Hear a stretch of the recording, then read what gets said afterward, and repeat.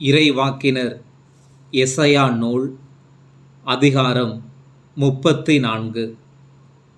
பகைவருக்கெதிரான தண்டனை தீர்ப்பு. வேற்றினத்தாரை நெருங்கி வந்து கேளுங்கள், மக்களினங்களே கவனித்து கேளுங்கள். மண்ணுலகும் அதில் வாழ்வன யாவும் கேட்கட்டும், வையகமும் அதில் தோன்றுவன யாவும் செவி கொடுக்கட்டும். வேற்றினத்தார் அனைவர் மேலும் ஆண்டவரின் சீற்றம் விழும். அவர்களின் படைத்திரள் முழுவதற்கும் எதிராக அவரின் வெஞ்சினம் விழும். அவர்களை அவர் அடியோடு அழிப்பார், படுகொலைக்கு உள்ளாக்குவார். அவர்களில் வாளுக்கு இரையானோர் தூக்கி எறியப்படுவர். அவர்களின் பிணங்கள் நாற்றமடிக்கும். அவர்களின் இரத்தம் மலைகளில் வழிந்தோடும். விண்ணுலகின் படைத்திரள் அனைத்தும் உருகி போகும். வான்வெளி ஏட்டு சுருளென சுருட்டப்படும். திராட்சை இலை உதிர்வது போலும், அத்தி இலை வீழ்வது போலும் வான்படைகள் அனைத்தும் உதிர்ந்துவிடும். ஆண்டவரது வாள் வானில் குடிவெறி கொண்டுள்ளது. இதோ ஏதோமின் மேலும் அழிவுக்கென ஒதுக்கப்பட்ட மக்களினத்தின் மேலும் தண்டனை தீர்ப்புக்காக அது இறங்கப் போகிறது. அவரது வாளில் செம்மறி குட்டி, வெள்ளாடு ஆகியவற்றின் இரத்தக்கரை படிந்துள்ளது. அதில் கிடாய்களின் கொழுப்பு படிந்துள்ளது. ஏனெனில் போஸ்ராவில் ஆண்டவருக்கு பலி ஒப்பு கொடுக்கப்படும். ஏதோம் நாட்டில் படுகொலை நடக்கும். அவர்களின் காட்டெருதுகள் செத்து விழும். எருதுகளுடன் காளைகளும் மடியும். அவர்களின் நாடு இரத்தத்தை பருகி குடிவெறி கொள்ளும். தரை புழுதி கொழுப்பால் மூடப்படும். ஆண்டவர் பழி தீர்க்கும் நாள் அது. சீயோனின் வழக்கில் நல் தீர்ப்பின் ஆண்டு அது. ஏதோமின் நீரோடைகள் கீழாகும். அதன் தரை புழுதி கந்தகமாகும். அதன் நிலம் கொழுந்துவிட்டெரியும் கீழாகும். இரவும் பகலும் அது அணையாமல் எரியும். அதன் புகை என்றென்றும் எழும்பிக் கொண்டிருக்கும். தலைமுறைதோறும் நாடு பாழடைந்து கிடக்கும். எவருமே அதன் வழியாய் ஒருபோதும் பயணஞ்செய்யார். கூகையும் சாக்குருவியும் அதை சொந்தமாக்கிக் கொள்ளும். ஆந்தையும் கருங்காகமும் அங்கே தங்கியிருக்கும். ஆண்டவர் நூல் பிடித்து அதை உருக்குலையச் செய்வார். அவர் தூக்கு நூல் பிடித்து அதை பாழடையச் செய்வார். உயர்குடி மக்கள் அங்கே இரார். அரசரென அழைக்க அங்கே யாருமிரார். அதன் தலைவர்கள் அனைவரும் ஒன்றுமில்லாதொழிவர். அதன் கோட்டைகள் மேல் முட்புதர்களும், அதன் அரண்கள் மேல் காஞ்சொறி பூண்டுகளும் நெருஞ்சிகளும் ஓங்கி வளரும். அது குள்ள நரிகளின் குடியிருப்பாக மாறும், ஆந்தைகளின் வாழ்விடமாகும். காட்டு விலங்குகள் கழுதை புலிகளுடன் சேர்ந்து திரியும். காட்டாடுகள் ஒன்றையொன்று கத்தி அழைக்கும். கூலி அங்கே தங்கி தான் இளைப்பாறுவதற்கென இடத்தை கண்டுபிடிக்கும். ஆந்தை அங்கே கூடுகட்டி முட்டையிட்டு குஞ்சுகள் பொரித்து தன் நிழலில் அவற்றை சேர்த்து வளர்க்கும். பருந்துகளும் சோடி சோடியாய் சேர்ந்து வரும். ஆண்டவரின் ஏட்டுச் சுருளை ஆய்ந்து படியுங்கள். எதுவுமே தனித்து விடப்படுவதில்லை, துணையின்றி எதுவும் இருப்பதில்லை. ஏனெனில் ஆண்டவரின் வாய்மொழிந்த கட்டளை இது. அவரது ஆவிதான் இவற்றை ஒருங்கிணைத்தது. அவரே அவர்களுக்கென்று சீட்டு போட்டார். அவர்தம் கை நூல் பிடித்து நாட்டை அவர்களுக்கு பகிர்ந்து கொடுத்தது. அவர்கள் அதை என்றுமுள்ள உரிமை சொத்தாக பெற்றுக்கொள்வார்கள். தலைமுறைதோறும் அதில் தங்கி வாழ்வார்கள். இறைவாக்கினர் எசாயா நூல் அதிகாரம் 35. தூய வழி. பாலை நிலமும் பாழ்வெளியும் அகமகிழும். பொட்டல் நிலம் அக்களிப்படைந்து லீலி போல் பூத்து குலுங்கும். அது வளமாய் பூத்து குலுங்கி மகிழ்ந்து பாடி களிப்படையும். லெபனோனின் எல் அதற்கு அளிக்கப்படும். கர்மேல் சாரோனின் மேன்மை அதில் ஒளிரும். ஆண்டவரின் மாட்சியையும் நம் கடவுளின் பெருமையையும் அவர்கள் காண்பார்கள். தளர்ந்து போன கைகளை திடப்படுத்துங்கள், தள்ளாடும் முழங்கால்களை உறுதிப்படுத்துங்கள். உள்ளத்தில் உறுதியற்றவர்களை நோக்கி திடன் கொள்ளுங்கள், அஞ்சாதிருங்கள். இதோ உங்கள் கடவுள் பழி தீர்க்க வருவார். அநீதிக்கு பழிவாங்கும் கடவுளாக வந்து உங்களை விடுவிப்பார் எனச் சொல்லுங்கள். அப்பொழுது பார்வையற்றோரின் கண்கள் பார்க்கும், காது கேளாதோரின் செவிகள் கேட்கும். அப்பொழுது கால் ஊனமுற்றோர் மான் போல் துள்ளி குதிப்பர், வாய் பேசாதோர் மகிழ்ந்து பாடுவர். பாலை நிலத்தில் நீரூற்றுகள் பீரிட்டெழும், வறண்ட நிலத்தில் நீரோடைகள் பாய்ந்தோடும். கனல் கக்கும் மணல் பரப்பு நீர் தடாகம் ஆகும். தாகமுற்ற தரை நீரூற்றுகளால் நிறைந்திருக்கும். குள்ளநெறி தங்கும் வலைகள் எங்கும் கோரையும் நாணலும் முளைத்து வளரும். அங்கே நெடுஞ்சாலை ஒன்று இருக்கும், அது தூய வழி என பெயர் பெறும். தீட்டுப்பட்டோர் அதன் வழியாக கடந்து செல்லார். இறைமக்களுக்கு அது நேர் வழியாகும். அவ்வழி வரும் பேதையரும் வழி தவறி செல்லார். அங்கே சிங்கம் இராது, கொடிய விலங்குகள் அவ்வழியில் செல்வதில்லை, காணப்படுவதுமில்லை. மீட்படைந்தவர்களே அவ்வழியில் நடப்பார்கள். ஆண்டவரால் விடுவிக்கப்பட்டோர் திரும்பி வருவர், மகிழ்ந்து பாடிக்கொண்டே சீயோனுக்கு வருவர். அவர்களது முகம் என்றுமுள்ள மகிழ்ச்சியால் மலர்ந்திருக்கும். அவர்கள் மகிழ்ச்சியும் பூரிப்பும் அடைவார்கள், துயரமும் அழுகையும் பறந்தோடும். இறைவாக்கினர் எசையா நூல் அதிகாரம் 36. அசிரியாவின் அச்சுறுத்தல். எசேக்கியா அரசரது ஆட்சியின் 14ஆம் ஆண்டில் அசிரியாவின் மன்னன் சனகரிபு யூதாவின் அரண்சூழ் நகர்கள் அனைத்திற்கும் எதிராக படையெடுத்து வந்து அவற்றை கைப்பற்றினான். பின்பு அசிரிய மன்னன் லாக்கிஸிலிருந்து ராப்சாக்கே என்பவனை பெரும் படையுடன் எருசலேமுக்கு எசேக்கியா அரசரிடம் அனுப்பி வைத்தான்.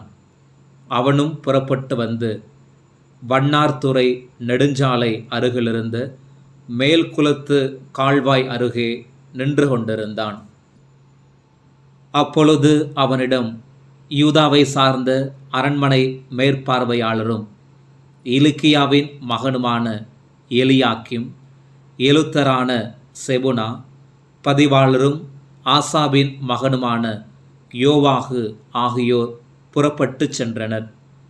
ரப்சாக்கே அவர்களை நோக்கி, எசேக்கியாவிடம் நீங்கள் சொல்ல வேண்டியது, மாவேந்தராகிய அசிரிய மன்னர் கூறுவது இதுவே: யாரை நம்பி நீ இப்படி செய்கிறாய்? வெறும் வாய்ப்பேச்சு போர் சூழலுக்கும் போர் வலிமைக்கும் ஈடாகும் என்று நீ கருதுகின்றாயா? யாரை நம்பி நீ எனக்கெதிராய் கிளர்ச்சி செய்தாய்? இதோ முறிந்த நாணர்கோல் போன்ற எகிப்தின் மீது நீ நம்பிக்கை வைத்துள்ளாய். ஒருவன் அதை ஊன்றுகோலாக கொண்டால் அது அவன் கைக்குள் ஊடுருவிச் சென்று காயப்படுத்தும். எகிப்து அரசன் பார்வோனும் தன்னை நம்பிய யாவருக்கும் இப்படியே இருப்பான். அல்லது எங்கள் கடவுளாகிய ஆண்டவர் மீது நம்பிக்கையை வைத்துள்ளோம் என்று நீங்கள் என்னிடம் சொல்வீர்களானால், அக்கடவுளின் வழிபாட்டு மேடைகளையும் பலிபீடங்களையும் இடித்தெறிந்தவன் எசேக்கியாவென்றோ? இந்த ஒரு பலிபீடத்தில் மட்டுமே நீங்கள் வழிபட வேண்டும் என்று யூதா எருசலேம் மக்களிடம் கூறியவனும் அவனன்றோ? இப்பொழுது என் தலைவராகிய அசிரிய மன்னருடன் பந்தயம் ஒன்று கட்டிக்கொள். நான் உனக்கு 2000 குதிரைகளை தருவேன். ஆனால் அவற்றின் மேல் ஏறி செல்லும் திறனுள்ள வீரர் உன்னிடம் உள்ளனரா? என் தலைவரின் அதிகாரிகளுள் மிக சிறிய தலைவன் ஒருவனை கூட பின்வாங்கச் செய்ய உன்னால் முடியுமா? இப்படி இருக்க நீ தேர்ப்படைக்காகவும் குதிரை வீரர்களுக்காகவும் எகிப்தை நம்பியிருப்பதேன்? மேலும் ஆண்டவரின் விருப்பமின்றியா நான் இந்த நாட்டுக்கு எதிரியாக வந்து அதை அழிக்கப் போகின்றேன்? ஆண்டவர் என்னிடம், நீ இந்த நாட்டுக்கு எதிராக சென்று அதை அழித்துவிடு என்று கூறியுள்ளார் என்றான். எலியாக்கிம், செபுனா, யோவாகு ஆகியோர் ராப்சகேயை நோக்கி, உம் பணியாளர்களான எங்களோடு தயைகூர்ந்து சிரியா நாட்டு மொழியில் பேசும், நாங்கள் புரிந்து கொள்வோம். எங்களிடம் யூதா நாட்டு மொழியில் பேசாதீர், சுவர் மேல் இருக்கும் ஆள்கள் கேட்டுக்கொண்டிருக்கின்றார்கள் என்றனர். அதற்கு ரப்சாக்கே, உங்களிடமும் உங்கள் தலைவனிடமும் இந்த வார்த்தைகளை கூறுவதற்காகவா என்னை என் தலைவர் அனுப்பி வைத்துள்ளார்? உங்களுடன் தங்கள் மலத்தை தின்று தங்கள் சிறுநீரை குடிக்கப் போகிறவர்களாகிய சுவர் மேல் அமர்ந்திருக்கின்ற இந்த ஆள்களிடம் அறிவிப்பதற்காகன்றோ என்னை அனுப்பியுள்ளார் என்றான். பின்பு அவன் எழுந்து நின்று யூத நாட்டு மொழியில் உரத்த குரலில் கத்தி, மாவேந்தர் அசீரிய மன்னரின் வார்த்தைகளை கேளுங்கள். அரசர் கூறுவது இதுவே, உங்களை எசேக்கியா ஏமாற்ற விடாதீர்கள், ஏனெனில் அவனால் உங்களை விடுவிக்க இயலாது. ஆண்டவர் நம்மை விடுவிப்பது உறுதி, இந்நகர் அசீரிய மன்னன் கையில் ஒப்படைக்கப்படாது என்று சொல்லி ஆண்டவர் மேல் நம்பிக்கை கொள்ளுமாறு உங்களை அவன் தூண்டுவான். அதற்கு இடங்கொடாதீர்கள். எசேக்கியாவிற்கு செவி கொடுக்காதீர்கள். ஏனெனில் அசீரிய மன்னர் கூறுகிறார், என்னுடன் சமாதானம் செய்து கொள்ளுங்கள், என்னிடம் சரணடையுங்கள். அப்போது உங்களில் ஒவ்வொருவரும் தத்தம் திராட்சை தோட்ட கனியையும் அத்திமர பழத்தையும் உண்பார். ஒவ்வொருவரும் தத்தம் கிணற்றிலிருந்து நீரை பருகுவார். நான் வந்து தானியமும் திராட்சை ரசமும் மிகுதியாக கிடைப்பதும் உணவுப் பொருளும் திராட்சை தோட்டங்களும் ஏராளமாய் உள்ளதுமான உங்கள் நாட்டை போன்ற நாட்டிற்கு உங்களை கூட்டிச் செல்லும் வரை இது நடக்கும். ஆண்டவர் நம்மை விடுவிப்பார் என்று சொல்லி எசேக்கியா உங்களை ஏமாற்றாதவாறு எச்சரிக்கையாயிருங்கள். மக்களினங்களின் தெய்வங்களில் ஒன்றேனும் அசிரியா மன்னரின் கையிலிருந்து தன் நாட்டை விடுவித்ததுண்டோ? ஆமாத்தின் தெய்வங்களும் அர்பாதின் தெய்வங்களும் எங்கே? செபர்வயிமின் தெய்வங்கள் எங்கே? என் கையிலிருந்து அவர்களால் சமாரியாவை விடுவிக்க முடிந்ததா? அந்த நாடுகளின் தெய்வங்கள் அனைத்திலும் ஒன்றாவது என் கையிலிருந்து தன் நாட்டை விடுவித்ததுண்டா? அப்படி இருக்க எருசலேமை என் கையிலிருந்து ஆண்டவரால் விடுவிக்க இயலுமா என்று கேட்டான். அவர்கள் அவனுக்கு ஒரு வார்த்தையும் மறுமொழியாக சொல்லாது மௌனமாயிருந்தார்கள். ஏனெனில் அவனுக்கு மறுமொழி ஒன்றும் சொல்லாதீர்கள் என்று அரசர் கட்டளையிட்டிருந்தார். அரண்மனை மேற்பார்வையாளரும் இலிக்கியாவின் மகனுமான எலியாக்கிம், எழுத்தரான செபுனா, பதிவாளரும் ஆசாபின் மகனுமான யோவாகு ஆகியோர் ஆடைகளை கிழித்து கொண்டு எசேக்கியாவிடம் வந்து ரப்சாக்கே சொல்லியவற்றை அவரிடம் அறிவித்தனர்.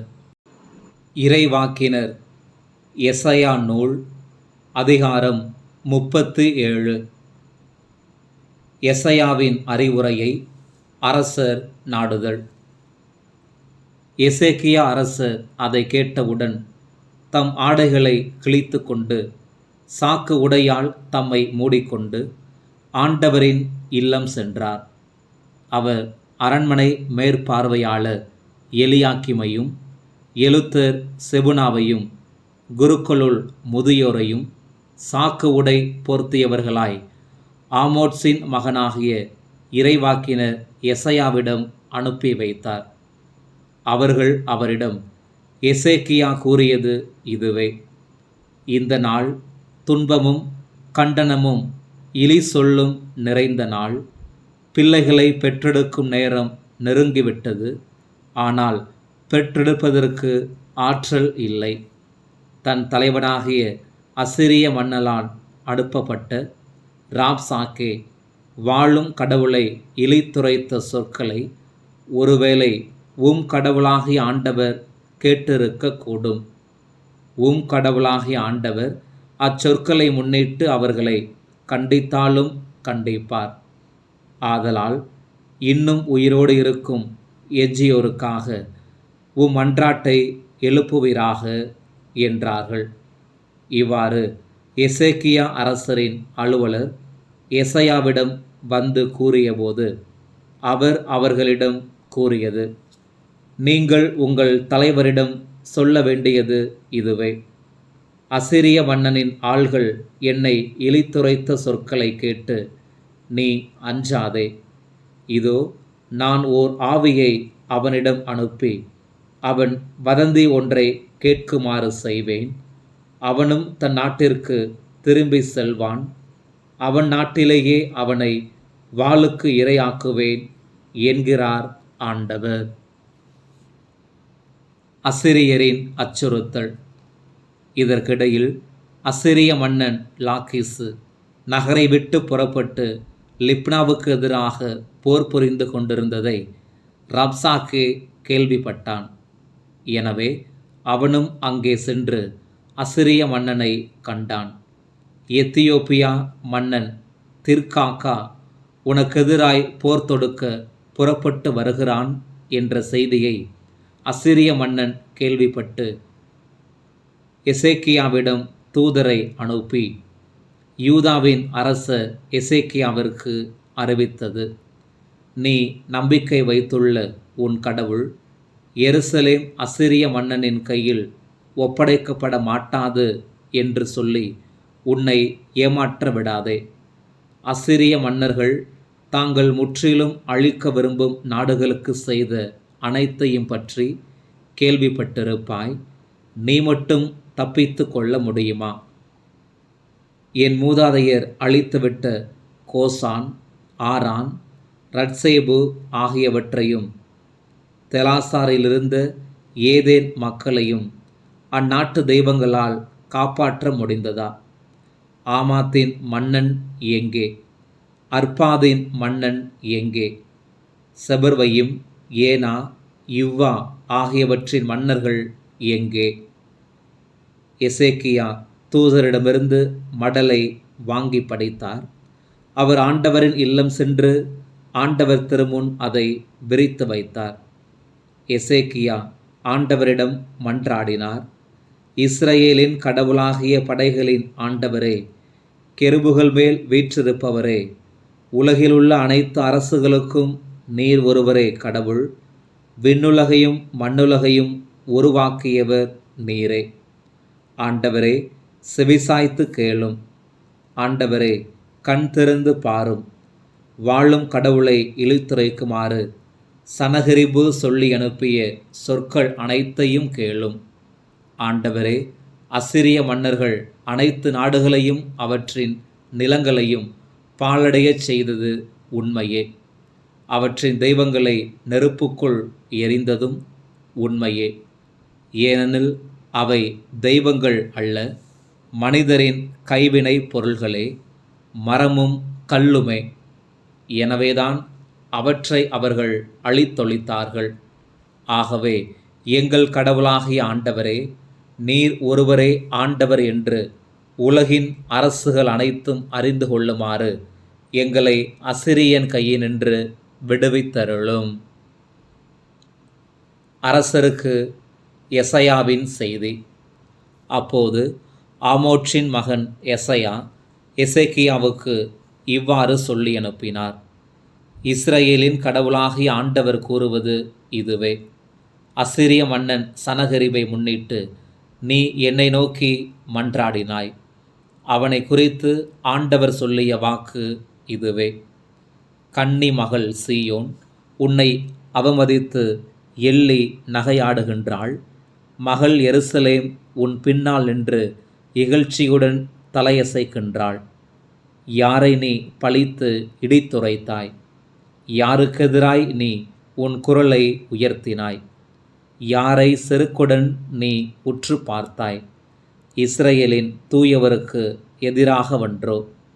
நீ உன் பணியாளர்களை கொண்டு என் தலைவரை பழித்துரைத்து, என் பெரும் தேர்ப்படையுடன் நான் மலையுச்சிகளிலும் லெபனோனின் மலைச்சரிவுகளிலும் ஏறினேன். வானளாவிய அதன் கேதுரு மரங்களையும் மிகச்சிறந்த தேவதாரு மரங்களையும் வெட்டி வீழ்த்தினேன். கடை எல்லையிலுள்ள அதன் உச்சிக்கும் அடர்த்தியான அதன் காட்டுப்பகுதிக்கும் வந்தேன். நான் கிணறு வெட்டி அதன் நீரை பருகினேன். என் காலடியால் எகிப்தின் நீரோடைகள் அனைத்தையும் வற்றிப்போகச் செய்தேன் என்று சொன்னாய்.